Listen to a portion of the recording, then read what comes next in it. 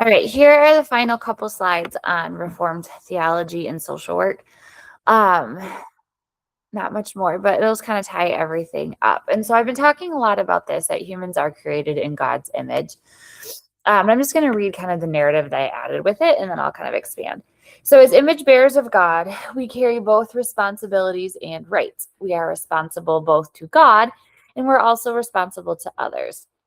But we also have the right to basic treatment and conditions, not because we deserve them or only because of our worth as humans, but also so that we have what we need in order to carry out those responsibilities. Responsibility cannot be exercised without adequate resources to enable us to fulfill our calling. Part of what it means to image God's creativeness is that we participate in creation and its unfolding. The capacity to participate is therefore a fundamental ingredient in our life together. So this is really, for me, calling us, there's a couple of things I want to talk about on this. It's calling us into action. It's not, when we talk about kind of human worth and dignity and our right to basic treatment, our human rights, it's not because we necessarily are entitled them, or just because God made us in his image, we deserve these things. That's a piece of it. But it's also a gift from God because it helps equip us to be able to engage fully in the creative process of the world. And so if we're looking at human basic rights as just something that's a gift or something that we get because God made us, I don't think it really leans into the richness of what it means. God is giving us the resources, the abilities, the excitement to be able to partner with him in his restoration process. I think it's also important to know that if we try to deny ourselves basic human rights, so saying, oh, I don't need these things, or I don't have to do self-care, I don't have to take care of myself, it's actually kind of doing a disservice to God, because he's given those to us as a tool to be able to help us live our fullest lives. So God wants us to take care of not only the world, but also of ourselves, because if we don't take care of ourselves, we can't help others fully. So there's another piece right there that aligns very well with the code of ethics when it talks about self-care, because it is actually doing exactly what God has shared with us, is take care of yourself so you can take care of others. And then there's a huge piece about social justice. If you haven't picked up on this already, that was a huge piece of Kuyper and kind of what he promoted. So the neo-Calvinist concept of justice argues that since we are made in the image of God, we have both rights and responsibilities. So contrary to the obsession with entitlements and individual liberty, saying, I deserve this because I am a human, neo-Calvinists recognize that justice is more than an individual, I cannot speak today, more than individual equality, but rather it's a more contextual assessment of what is necessary in order for persons and groups to be able to fulfill their callings. So what I believe Kuyper is really saying here, and what the article I took this from is saying, is that social justice isn't about gimme, gimme, gimme. I have an entitlement to this because God is giving it to me. It's not looking at individual benefit or how can I get what I get so I can get ahead and have my own comforts and my own stability and my own needs met, but it's really looking at what is the whole need. And so going back to that rotting social structures that Kuyper identified, we need to figure out ways to engage in the creation restoration and society restoration, where all people have equal access to everything, and it's not just an individualized accomplishment or something that they're looking for.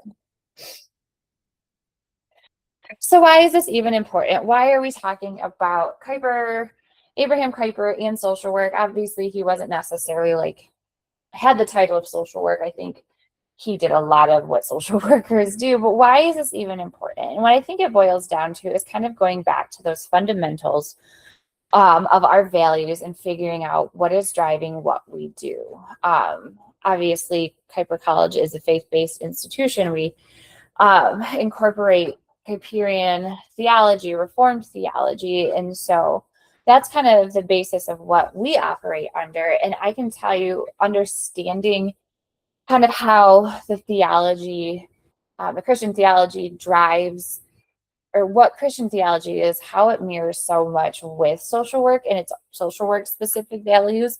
It really just enhances it. We're not just doing this because we're caring individuals. We're doing the social work because we really want to further God's kingdom. And so understanding it can help us understand what drives us to do what we do. And it just gives to me such a depth to social work and kind of the why behind it.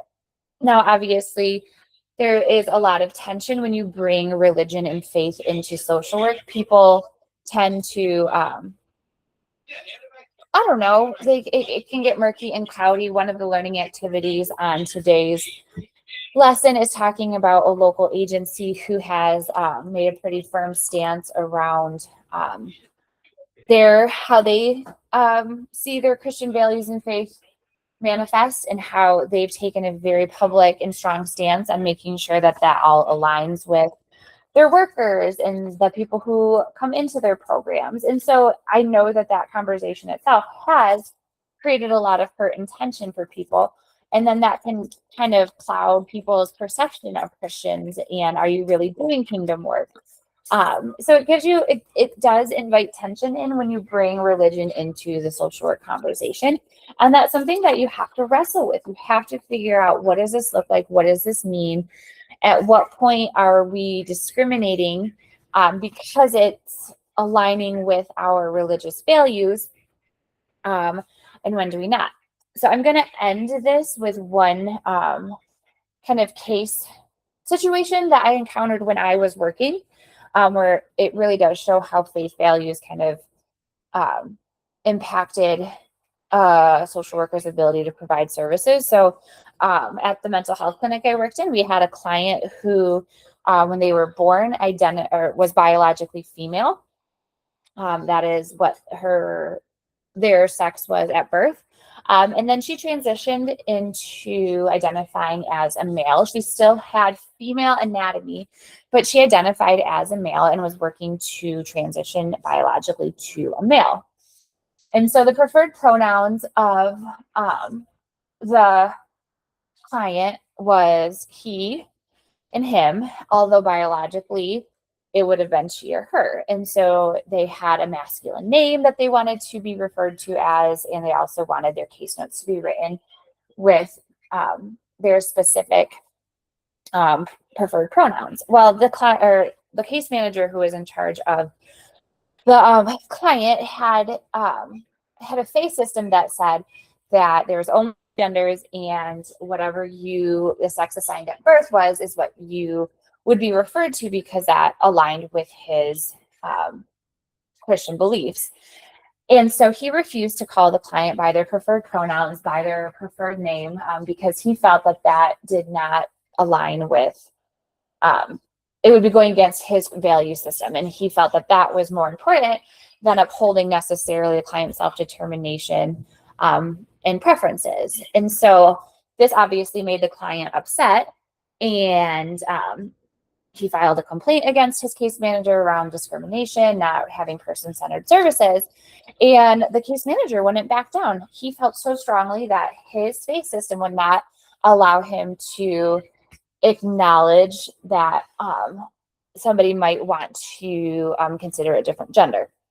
And so this happened right before I left the agency. I'm not sure how this all ended, but I had a tension when I was hearing about it, because it's like, you want to respect a person's individual, the case managers. As social workers, we are also humans, and we have our own values and our own faith systems, and those drive our decisions. And it felt icky, kind of saying you can't do that. But at the same time, we had a commitment to our clients who also have human worth and dignity and self-determination. And so that's just a case example there of why we need to have these conversations, because it can get murky, and it is going to have an impact. So all that to say, I hope you got something out of this. I know it was a lot of information, but enjoy doing the activities and the quizzes.